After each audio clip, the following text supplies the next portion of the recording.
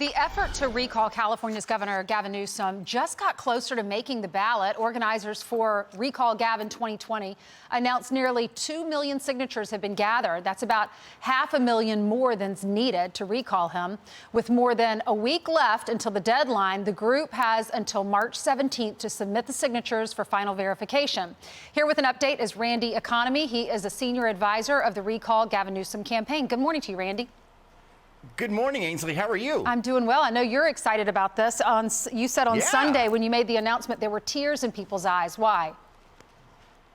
You know, it's been an emotional roller coaster for so many of us, including me personally, because we just look at the collateral damage that Gavin Newsom has done to so many millions of Californians' lives, whether it be the small business owner in East Los Angeles or the restaurant worker up in Oakland.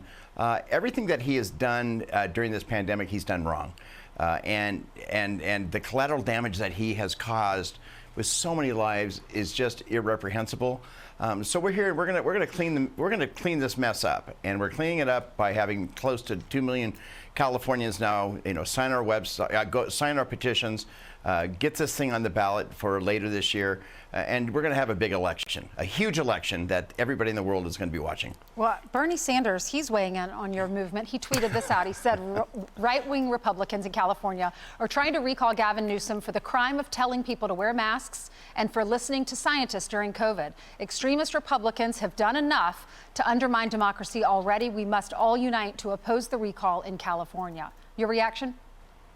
I don't think Bernie Sanders knows what his own followers and fans and voters are doing here in California. A lot of our people who have signed our petitions are Bernie-crats because they're sick and tired of the mess that's been created by Gavin Newsom, the Democratic Party here. So Bernie's being very un-Bernie right now, and he needs to kind of get a little reality check on what his troops are doing out here in the Golden State, because when he makes nonsensical comments like that, it's just a poor reflection upon the reality of what we're doing here in California. Look, and this is not a Republican movement.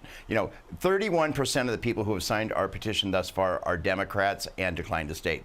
That's a lot of people. So this is not a Republican thing. It's a California thing. When it comes to verifying all these signatures, when will you get that accomplished? When will that be finished? Because you only have one more week to get all the signatures.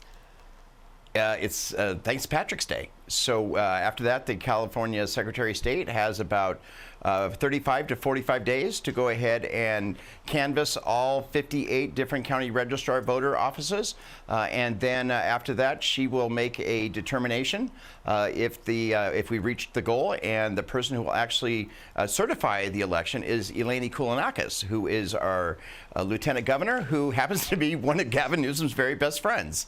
And again, wow. Gavin Newsom appointed Shirley Weber, the new Secretary of State, because he shifted Alex Padilla over to the U.S. Senate when Kamala Harris became vice president. So it's a very incestuous, dirty game of politics here in California. We're trying to change that, and the only way we can change it is to change it. All right, Randy, if people want to sign the petition, is there a place they can go online?